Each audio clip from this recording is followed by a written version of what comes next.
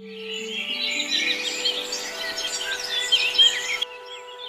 कहानी प्राचीन समय की है, जब एक छोटे से राज्य में राजा विक्रम नामक एक न्यायप्रिय और दयालु राजा का शासन था। राजा विक्रम अपने राज्य में अत्यधिक प्रिय थे। उनका न्याय और दया के प्रति झुकाव उन्हें प्रजा के बीच अत्यधिक आदरणीय बना देता था। प्रजा उनसे बेहद प्रसन्न थी और हर व्यक्ति राजा की प्रशंसा करता था। राज्य में हर ओर समृद्धि और शांति थी और राजा विक्रम ने यह सुनिश्चित किया था कि उनके राज्य में कोई भी भूखा या दुखी न रहे। राजा विक्रम एक ऐसे शासक थे जो सदा अपने राज्य की भलाई के बारे में सोचते थे। उनके राज्य में कोई भी असहाय या गरीब व्यक्ति भूखा नहीं सोता था। वह प्रजा की समस्याओं को सुनते और उन्हें हल करने का हर संभव प्रयास करते। क्या तुम सोच सकते हो, इतना अद्भुत राजा? कोई भी शासक ऐसा हो तो वह वास्तव में अपने राज्य को स्वर्ग बना सकता है। राजा विक्रम ने यह सुनिश्चित किया कि उनका राज्य न केवल आर्थिक रूप से समृद्ध हो, बल्कि नैतिक और आध्यात्मिक रूप से भी संपन्न हो। इसी राज्य में एक गरीब किसान रहता था जिसका नाम रामू था। रामू एक मेहनती और ईमानदार व्यक्ति था। उसकी पत्नी गीता और 2 छोटे बच्चे थे। रामू और उसकी पत्नी अपने छोटे से खेत पर खेती करके अपने परिवार का भरण पोषण करते थे। हालांकि रामू की जिंदगी बहुत सादगीपूर्ण थी, पर उसमें संतोष था। वह अपनी ईमानदारी और मेहनत पर पूरा विश्वास करता था। रामू को यह मालूम था कि उसकी मेहनत ही उसकी सबसे बड़ी दौलत है। हालांकि कई बार फसल अच्छी नहीं होती थी और परिवार को कठिनाइयों का सामना करना पड़ता था, लेकिन फिर भी रामू ने कभी अपनी ईमानदारी नहीं छोड़ी।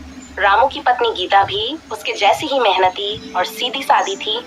वह हमेशा अपने पति का साथ देती और घर के कामों में उसकी मदद करती थी।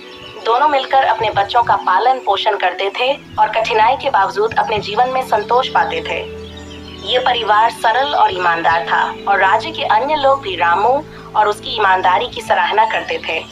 एक दिन राजा विक्रम ने अचानक एक बहुत ही महत्वपूर्ण घोषणा की। उन्होंने पूरे राज्य में घोषणा करवाई कि वे राज्य के सबसे ईमानदार व्यक्ति को ढूंढना चाहते हैं। राजा ने यह भी कहा कि जो व्यक्ति सबसे ईमानदार साबित होगा उसे 1 लाख स्वर्ण मुद्राएं इनाम में दी जाएंगी।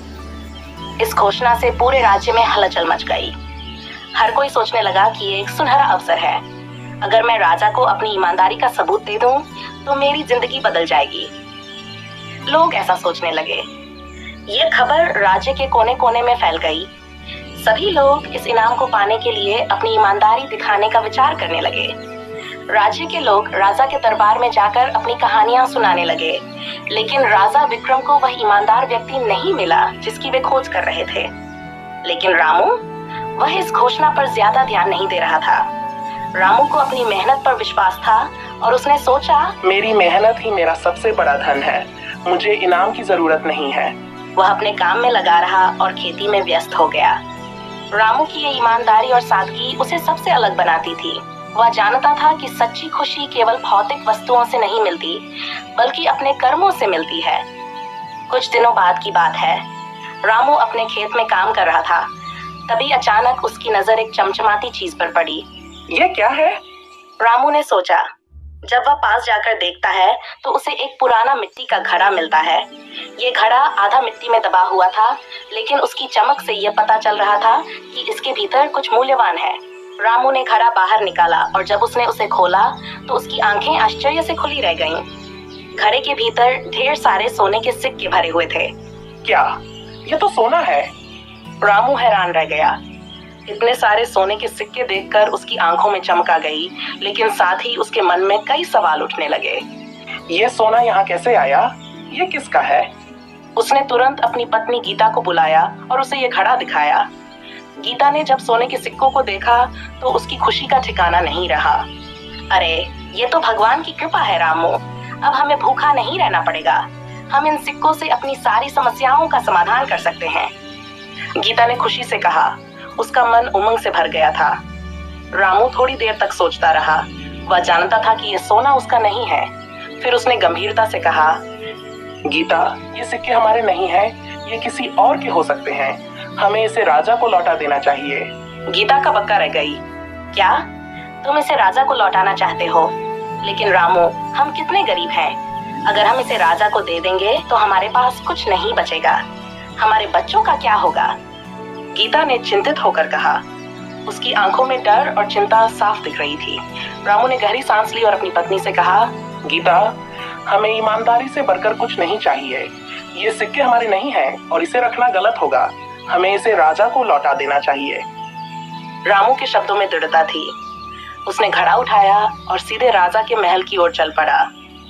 रास्ते में कई लोग उसे घड़े के साथ देखकर हैरान हो गए। कुछ ने उसे रोका भी। अरे रामू, ये सोना पाकर भी तुम इसे क्यों लौटाने जा रहे हो? इसे रख लो, तुम्हारी सारी परेशानियां दूर हो जाएंगी। लोगों ने उसे प्रलोभन देने की कोशिश की, लेकिन रामू ने किसी की नहीं सुनी। उसने मन में ठान लिया था कि वह केवल सही काम ही करेगा। गलत काम करने से कभी सच्ची खुशी नहीं मिलती, उसने सोचा और महल की ओर बढ़ता रहा। जब वह राजा के दरबार में पहुंचा तो वह राजा के सामने घुटनों के बल बैठ गया। उसने राजा से कहा, महाराज, ये घड़ा मेरे खेत में मिला है, लेकिन ये मेरा नहीं है। मैं इसे आपको लौटाने आया हूँ। रामू के शब्द सच्चाई से भरे हुए थे।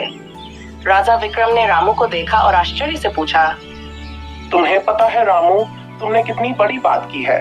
कोई भी व्यक्ति ये सोना अपने पास रख सकता था, लेकिन तुमने इसे लौटाने का निर्णय लिया। ये तुम्हारी ईमानदारी का प्रतीक है। राजा विक्रम रामू की ईमानदारी से बहुत प्रभावित हुए। रामू ने विनम्रता से उत्तर दिया, महाराज, मेरे माता पिता ने मुझे सिखाया है कि ईमानदारी सबसे बड़ी दौलत है। भले ही मैं गरीब हूँ, लेकिन मैं अपनी आत्मा को कभी नहीं बेच सकता। राजा विक्रम रामू की ईमानदारी से बेहद प्रभावित हुए। उन्होंने तुरंत घोषणा की, रामू, तुम ही वह ईमानदार व्यक्ति हो जिसकी मैं तलाश कर रहा था। मैं तुम्हें 1 लाख स्वर्ण मुद्राएं इनाम में देता हूँ। रामू और उसकी पत्नी गीता ने राजा का आभार व्यक्त किया। उनके लिए ये दिन एक सपने के सच होने जैसा था। ईमानदारी की कीमत एक अत्यंत महत्वपूर्ण गुण है जो किसी भी व्यक्ति को न केवल समाज में सम्मान दिलाता है, बल्कि स्वयं को भी गर्व महसूस कराता है। इसी गुण की शक्ति का वर्णन एक प्राचीन कहानी के माध्यम से किया गया है, जो हमारे जीवन में ईमानदारी के महत्व को बताती है। यह कहानी न केवल हमें प्रेरित करती है, बल्कि यह भी सिखाती है कि सत्य और ईमानदारी का मार्ग चुनना ही सच्चे सुख की कुंजी है।